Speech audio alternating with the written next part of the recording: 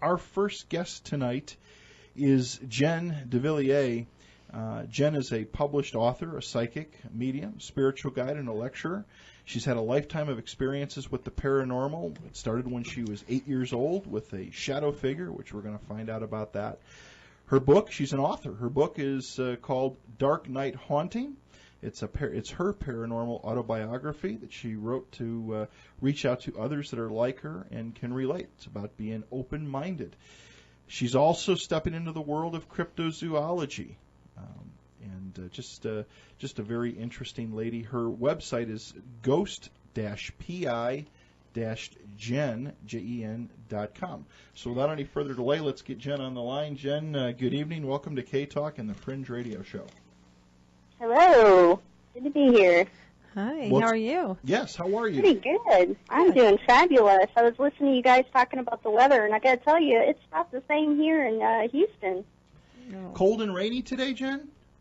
It's not so much cold, but it's been very dreary. It started out nice and sunny, then the dreariness rolled in, and we're due for, I guess, a bunch of rain tomorrow, and then it clears up, and like you mentioned there, 70s near 80 for the rest of the week. So. Oh, I'm looking forward to the next weekend. The next week, that's going to be nice. Gosh, I'm so sick of the bad weather. But it's just, I hate dreary cold days. I love the sunshine. It makes everything feel better. Yeah, it's been it's depressing today. Is. It's just one of those days that you want to curl up you on the read couch. a good book. Yep. Yeah. Or watch a good movie with some popcorn. It'd be nice. Well, and it's nice to see the East Coast and the Midwest. I know up in Minnesota they're not quite warming up yet, but at least the East Coast is getting a break in the temperatures. It's been such a horrible, a vicious winter for so many people. Anyway, Jen, we just barely scratched your bio and found what you do so interesting. Why don't you give our listeners the backstory? How did you kind of get into all of this? And you got a great website and your book. And how did it all kind of come together for you? Oh my goodness. Well, you kind of touched on it. That it began with when I was 8 years old, which was my experience with a shadow person. And ever since then, I've just had nothing but paranormal events happen to me periodically. And, as developing my psychic abilities, now, of course, it gets stronger, and I'm actually able to communicate and find out information, things like that. I, of course, do readings for people, and in doing that, for an example, last night I had a client asking for information on his father that passed away when he was back in 1967, because he said it was kind of a suspicious death, rather, and they don't really know what happened, and the only person that does is his mom, and since he and his mom don't have any contact, he really doesn't know what happened, and he wanted to know, and so I was able to connect with Spirit, and a word came up that I've never even heard of, so I had to Google it because I thought, oh, this can't be real. Right. And when I Googled it, ironically enough, it was a real word. So, yeah, I mean, that's, an example of the development, but yeah, it started when I was 8, and I saw my first shadow person. I was home alone because I was a latchkey kid. And just playing in my room. The hall light was on, and something made me want to look towards the hallway. And when I did, the light was all blocked out by a shadow figure. I mean, tall, huge outline. And it scared me. Yeah. It, made me freeze because I didn't exactly know what to do. And then when I turned away, I heard my mom's keys in the front door. When I hear that, then I look back towards the hallway, and it's gone, and the light is back on. Wow. So, yeah, that was the first thing. And, ironically enough, I started making Ouija boards at that age too. Yeah, that's something I wanted to talk to you about. Of course, We've had, I don't know, I'm sure you've heard of Robert Murch, who collects Yes. Ouija Yes, I know boards. him. And I never, you're the first guest we encountered that actually makes them. Yes. Of course, when I was a kid, I didn't have, the materials, wood and things like that to do it with. So I used to use anything I could find, manila folders, paper, and I would just draw it all on there, and I started using them all by myself, and it worked.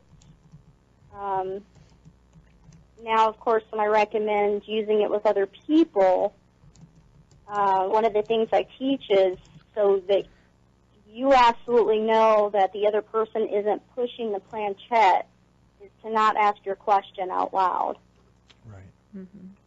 Because if you can communicate with ghosts or spirit, or rather they can connect with you telepathically, most certainly when you ask in your head, they can hear that as well. So that being said, you absolutely know that other person isn't manipulating the piece, because if you're starting to get an answer, they have no idea what you asked. Uh-huh. So if you get an answer, you know that it wasn't them doing it. Yeah. But I've always been able to use one on my own. I don't use it to communicate with ghosts. I use mine to communicate with my spirit guides. The reason why is I have, and it makes me feel kind of schizophrenic at times, but I have different voices going on, and some are angelic, some are my guides, some are ghosts, some are other spirits, and so sometimes it's hard for me to differentiate which one I'm hearing and which one is right, which one is wrong, and so I've told my spirit guides, look, this is how I want to communicate with you, and so they've made that understanding with me, and that's why I use my board.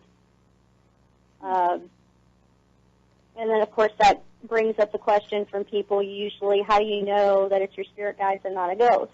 Well,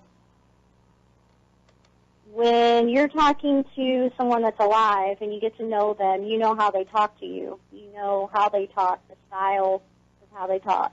Right, right. It's the same with your guides. They talk to you the same way every time. They use practically the same words. And so if you have something coming through that isn't characteristic of your spirit guide, then you know it's not your spirit guide.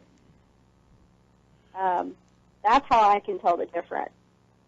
And when that happens, of course, I cut off that communication immediately and, tell them I don't want to talk to you. I have nothing to say, Mm-hmm. and then it just move on. But, I do lectures about Ouija boards because there's a lot of misinformation out there, and I really think it has to do with the media and movies. People think that they're inherently evil, and I don't agree with that because it's a board. It has no power on its own. And just like you can call anything that can attach to it or come through it, well, you can do that with anything. You can do that with any other piece of equipment that you use going ghost hunting. You can pull it through yourself. When you go into a place and say, if there's somebody here, push me, pull on my shirt or any of those things, you're inviting something to you. So that being said, the boards are no more harmless than anything else. Now you still make the boards today? Do you still make them today, Jen? Yes, I do. And actually the ones I make now are made out of pine or birch. I draw all the design on by hand, and then I burn them in with a wood burner, and then I put a nice coat of varnish on, different colors, and they're beautiful. And before I send them out, I bless them. Do you have any, one of the questions that one of our listeners sent in for you is, do you have any of those Ouija boards that you made years ago, or do you still have those around? No, actually I don't. All the ones that I used to make before were on paper. Okay. So obviously those don't last; they wear out.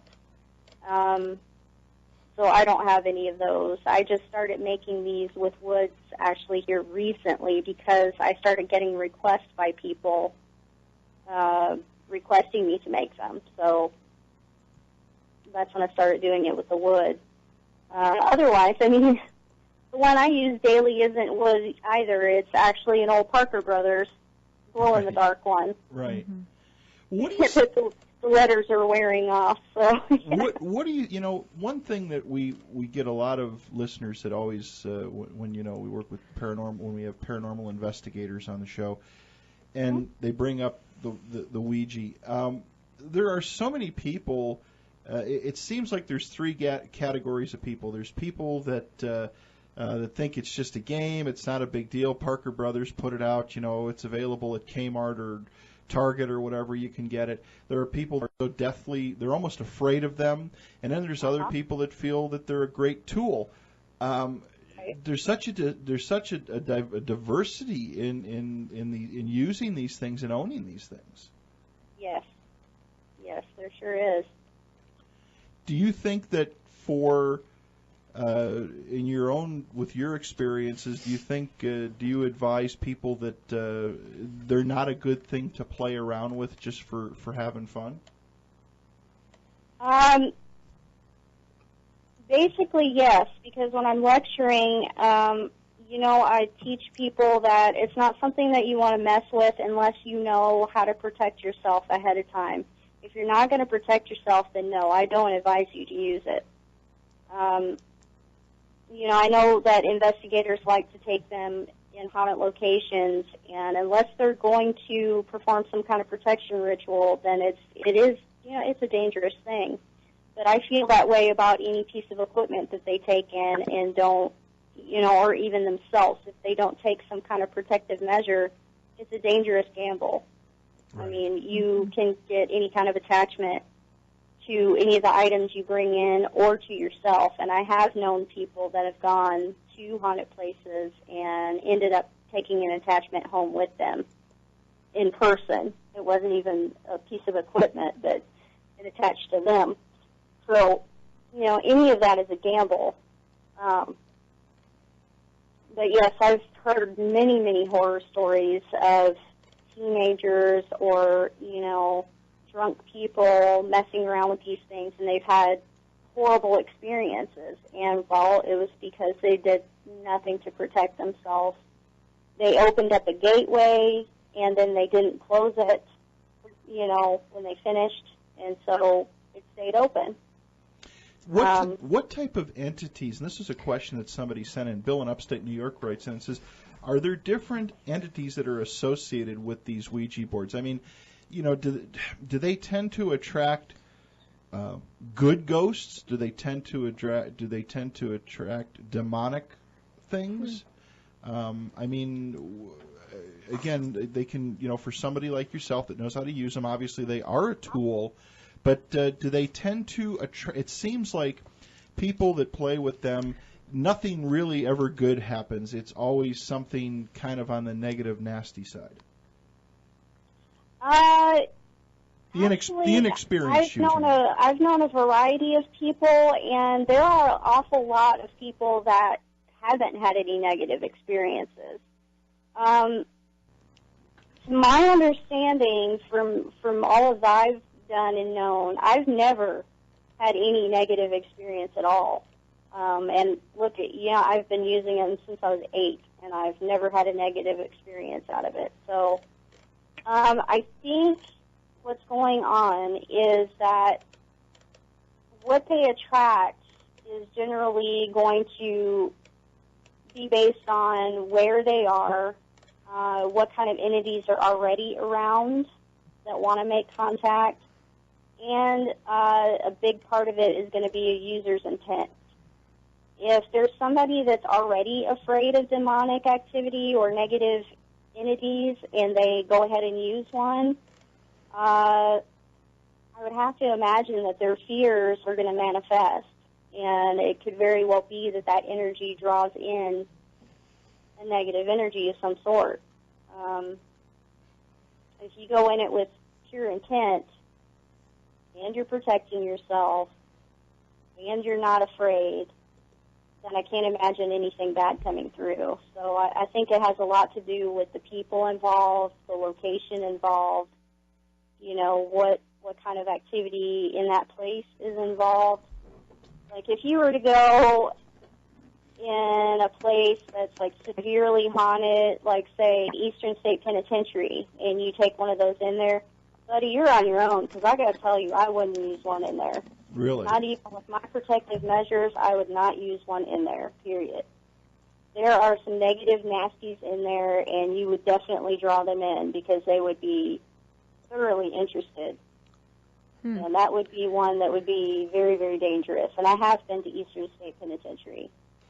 I didn't use a board or anything. I was very basic and just had a video camera, visual recorder. But I did use protective measures to make sure that nothing was going to leave with me when I left. So, yeah, it's there is no one specific type of energy that gets drawn to these boards. It's you know, there's a lot of variables. But I think user's intent is a huge portion of it. And that does make it dangerous when you want to use a board with someone else, because you're never 100% sure where their intention lies. Right, right. You don't know what they're thinking. You don't know what's going on inside them. So you know, it's a 50-50 toss-up on what you're going to get. Another question that was sent in for you, Jen, it says, what are some of the protective measures that a person can use to protect their homes from malevolent spirits? Ah, that's a goodie. And this one's one that I tell my clients all the time that actually ask me for readings, and they seem to have negative energies, not necessarily entities, but energies in general. And they're having bad luck, they're having all these bad things. What I advise people to do, it's very simple. It's called smudging. And you would use sage. You open one window in your home, and you're going to walk around from room to room, and you can use a feather or use your hand to fan the smoke, however you want to do it. And you would basically walk from room to room, every door, around every window. And you're going to, you know, you can say whatever you want, but it has to be something to the effect of, this home only allows loving, light energy, no negative energy or entities allowed. You must exit now through the window that I've left open for you. Something of that effect. I mean, you can make up your own words. It doesn't matter. It's the intention behind it. So you can do that. If you are allergic to smoke or you don't like the smell of smoke, the other alternative is taking a spray bottle and putting water and sea salt. And you basically would do the same thing, only you would be spraying the doorways and the walls, you know, around the windows, that sort of thing. Because sea salt is supposed to repel negativity of any sort. So either way, you can do the saging, and, you know, that comes from the Native Americans. And I tend to think it works pretty well. I sage periodically to make sure that nothing is getting in here, too. So, right. Yeah, it seems to be working quite well. It even repels negative people, believe it or not. I know, I sage our house too sometimes, so it's worth trying. That's for sure. That's why I do it. They look at you awkwardly, like. I know. Well, the first time I saged the house, Pat thought I was crazy, but that's okay. Well, yeah, I mean. Yes, you did. You're like, what are you doing? The animals actually were attracted they to love it. it. It was weird. The animals seemed to be drawn to it for some reason. It didn't bother them at all. Yeah, it really doesn't. Well, they know what's going on, you know, and animals don't have a negative intent, so, you know, they're not going to be repelled by it. Exactly. Yeah. Let's talk about your book a little bit, Dark Night Haunting. Now, obviously, you had things started at the age of 8, and I would assume that they have continued to be happening today. Yes. So your book, it's kind of a paranormal autobiography, which I think is great because, again, so many people, what I tend to notice is that people that seem to have a lot of paranormal activity around them, at least things that happen to themselves, if you will, it starts at a pretty young age. Right. And obviously, I'm sure some people, think that maybe they're losing it a little bit, having different things happening, and at least a book like yours it lets people know that you're not out there alone. Yes, and that was exactly my intention in writing it, because I know that there are a lot of people that, even this day and age, with all the TV shows and everything, there's still people that are afraid to come forward because they don't want their neighbors or friends knowing. They think that they're going to think they're crazy. Mm-hmm.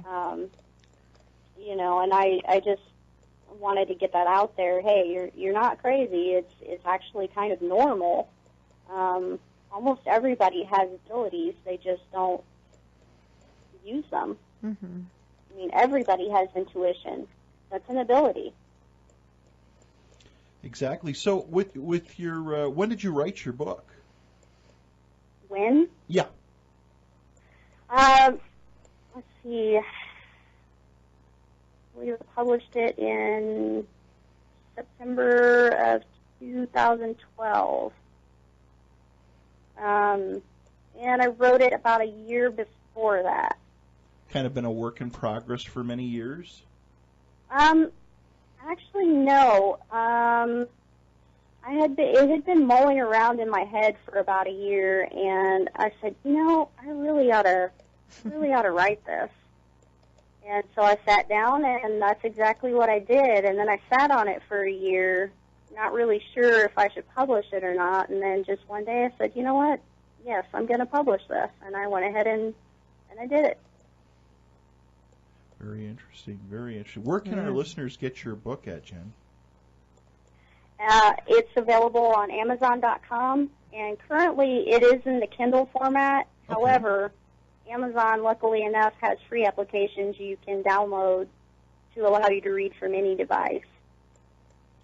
Gotcha. That's pretty so cool. You're currently a paranormal investigator. Do you work with a team? Do you work by yourself? I used to have a team, and kind of fell apart after a while because of the members I had in it. I think maybe they were too young. But I decided then to go on my own, and I actually haven't gone on an investigation in a couple of years. But as I just have so much other stuff going on, I really haven't had the time. I'm not involved with a particular group at this time. I'm kind of solitary, just get invites here and there to go. I'm mostly busy with my day job of doing readings for clients, and then, of course, I have a handful of regular clients, and also doing the boards, doing other writing. I've started writing for an online paranormal magazine that was founded by Christopher Moon. Oh, okay. I have a blog that I write. I just have a variety of things going on. And I am trying to get in the process of writing a second book. So. Now I see also that you're starting to step into the world of cryptozoology. Well, I have a huge interest in it, and I certainly have a huge amount of friends that are already cryptozoologists and other people with interest. So I'm in the process of learning. Hopefully soon I'll be going on an expedition. I have a couple of friends here in Texas that have a lot of land, and they want to do an expedition. So I'm looking forward to that. That'll be fun. Now, were you on Ghost Adventures?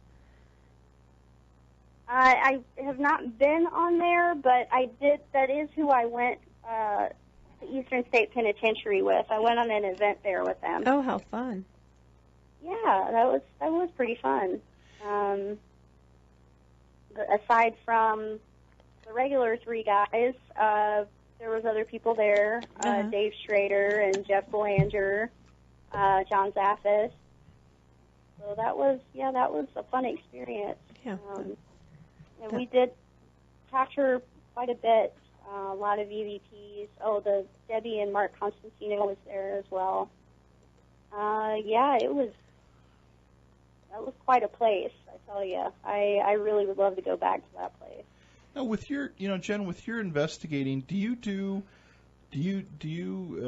investigations in homes for people, or is it more public places? What type of what type of places do you go to?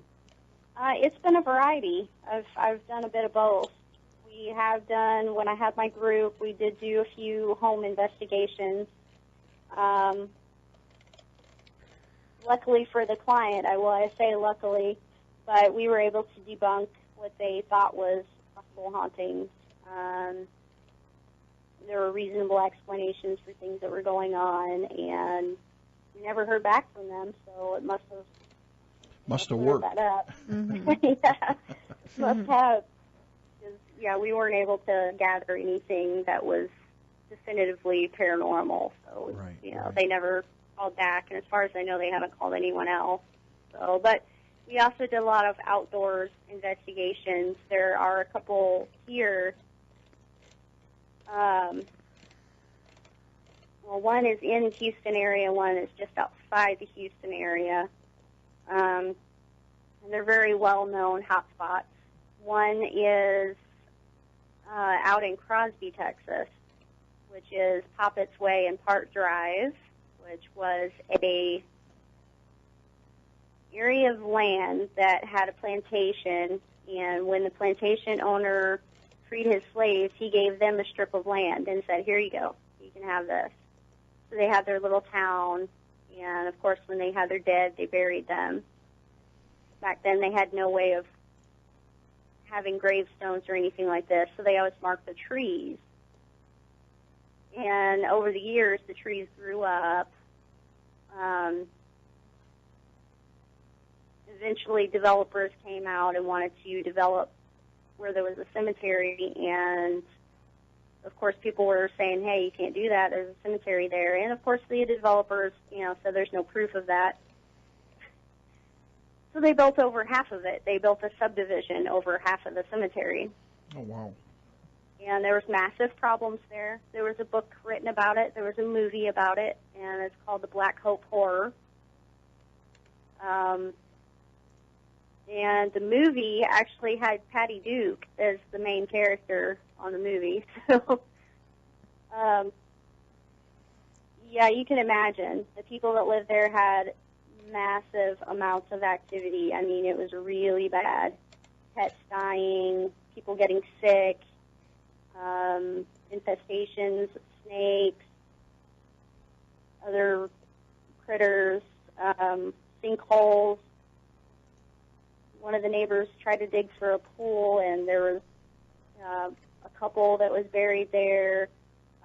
They tried to sue the development company, and the development company then countersued them, saying, well, you shouldn't have been digging there if there's graves there. Well, now, are the homes still there? I mean, are they still built on top of the place? Yes, the homes are still there. The subdivision is still there, and it grew, but it grew in the other direction, not towards the cemetery direction. The other half of the cemetery is still intact. It is a wooded area. You still can't tell that it's a cemetery, obviously, because the markings are so high up on the trees, you just can't see them. But everybody knows that it's there, and the developers, about 5 or 6 years ago, I think maybe 5 years ago, they tried to go out there and develop the rest of it, and the neighborhood actually stood up against them and said, no, you're not going to do that again. And they were successful. So it's still intact. Nobody's developing the rest. Gotcha. All right, everybody, welcome back. Our guest tonight is Jen Devillier. Jen, thank you so much for giving us some time on your Saturday night. Yes, thank you. Oh, thank you for inviting me. So, what do you now? I was looking through your website, and you do events as well. Yes. Do you go to quite a few of them? You do speaking engagements, quite a few different events. I've just started getting into doing lecturing. I've done 2 so far, and then I have another one coming up in September. And then you had one in March. Was that one that just passed? Yes. Okay, gotcha. They're fun. We've only been to, as long as we've been doing this show, we have only been to one. We were to the Las Vegas Paracon. We need to hit the road one of these days and get down and see some of these events. Yeah, we seem to have a lot of them in Texas. We got a lot of haunted places there. Mm-hmm. Yeah. I noticed on your Texas, on the one event that you had back in March, Ken Gerhard. I saw you with some pictures with Ken. He's a great guy. We had him on the show. Talk about a cryptozoologist. He's very interesting. Yeah, that's one of the people I'm trying to learn from. Have you, as far as cryptozoology goes, do you feel that this is all kind of tied together with the paranormal? I believe there's a really good possibility that it could be. Mm-hmm. And one of the things that I'm kind of interested in testing is if there's some kind of psychic connection with things like, say, Bigfoot. Right. You know, if I would be able to go on an expedition and see if I could make some sort of connection. Have you ever encountered or saw a Bigfoot type creature, or is it No, I did not. Just intrigues you though, huh? Yeah, any of the cryptids, they're really interesting to me. Mm-hmm. How about ufology? Have you ever dealt with that at all, or thought about going that direction? There's so much of this stuff out there, Jen. It is interesting, but I'm not really sure why aliens just don't interest me as much as living creatures, I guess. Mm-hmm. Yeah. You know, like, the cryptids. Well, and even with the paranormal stuff, I mean, that's stuff that you've experienced in your lifetime, so you know that it's there. Yeah. The ET side, you know, while I tend to believe there is probably something there, or it is there.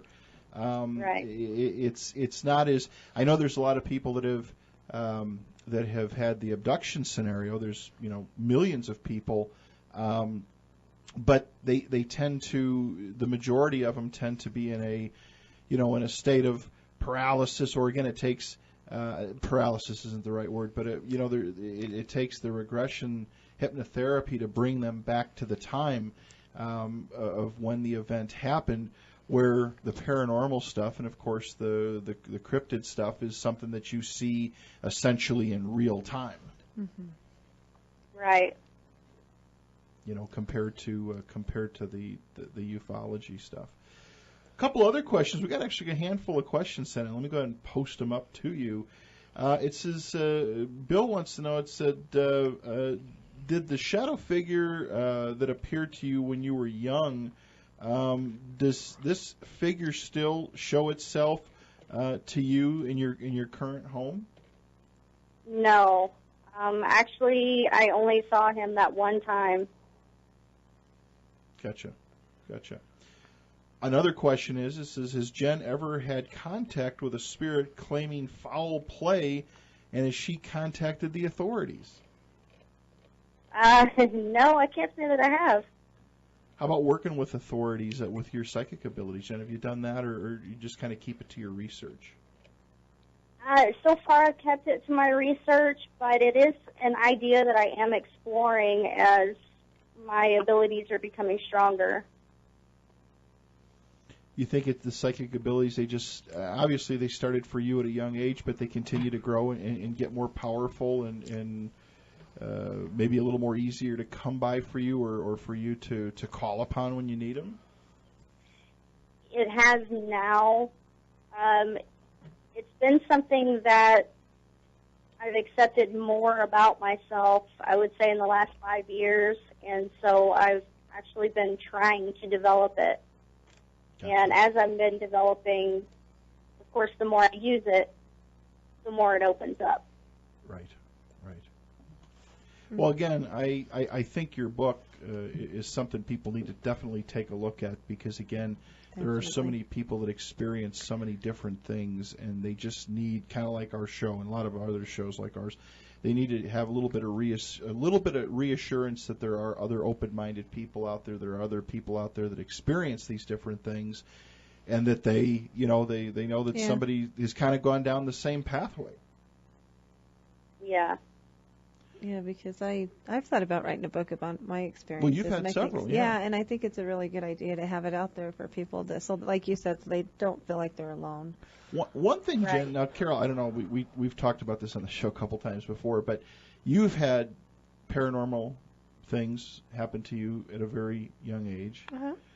And what you've noticed is you've brought this up on several occasions about the two dark eyes. Mm-hmm.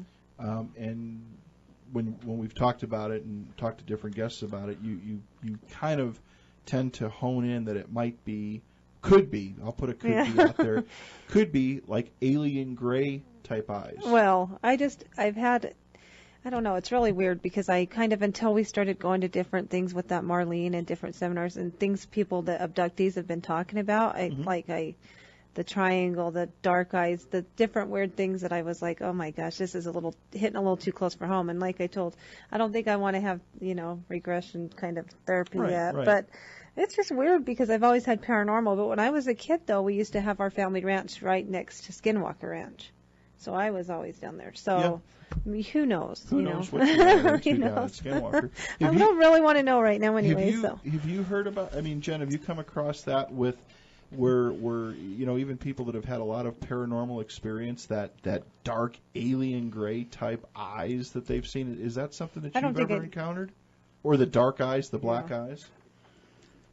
I don't know anybody that has, and I've never seen it. Any of the ghosts I've ever seen look completely solid, just like you or I, until they disappear. Yeah, well, I've seen shadow people, and I've seen different things, but this this is just something I remember as a child that scared the crap out of me, but that's why I don't think I don't know.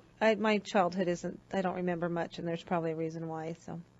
Yeah, you know what? There's a chunk of my childhood I don't remember either, and I'm not sure why. Yeah, it's really weird. And sometimes at certain ages, you're like, you know what, I don't know if I even want to know, so it's okay. Yeah. Maybe it just protects you. Yeah. It definitely is. Your next book, you're talking about potentially writing another book. Is it going to be the same genre, just maybe a continuation of what you've got, or what's in the works for you there? I'm not sure how much I want to divulge, because it's still in the thought process right now. Okay, that's fair.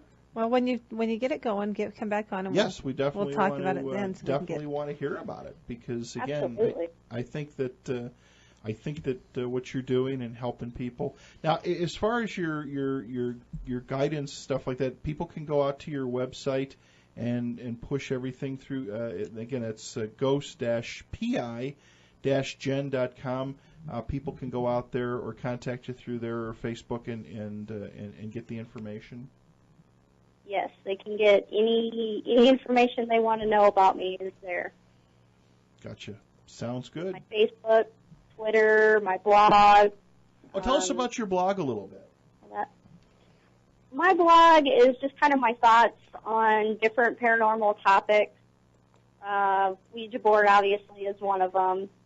I did put up one of my personal experiences as of recent, about a few months back in San Antonio. I've put up information about being an empath. I've put up how I feel about photographic evidence. It's just a variety. all things paranormal, if you will. Yeah. Well, that's good. I mean, sometimes it's good just to have that place that's just kind of a melding pot for others to take a look at. Jen, the hour went way too quick. We've got to wrap up, but I want to thank you for being here tonight. Again, Jen's website is ghost-pi-gen.com, and her book is called Dark Night Haunting. If you've had some experiences, she can relate. I think you can relate to her. Go out and take a look at it. And again, it was fun having you on, and want to get you back on again, especially after your next project. Yes, thank you so much. Absolutely. Thank you for inviting me on. I had a great time. Okay, Jen, have a great night. Have a great weekend. Be safe. And again, thank you so much for being here. Yes, take care. You too. Okay, good night.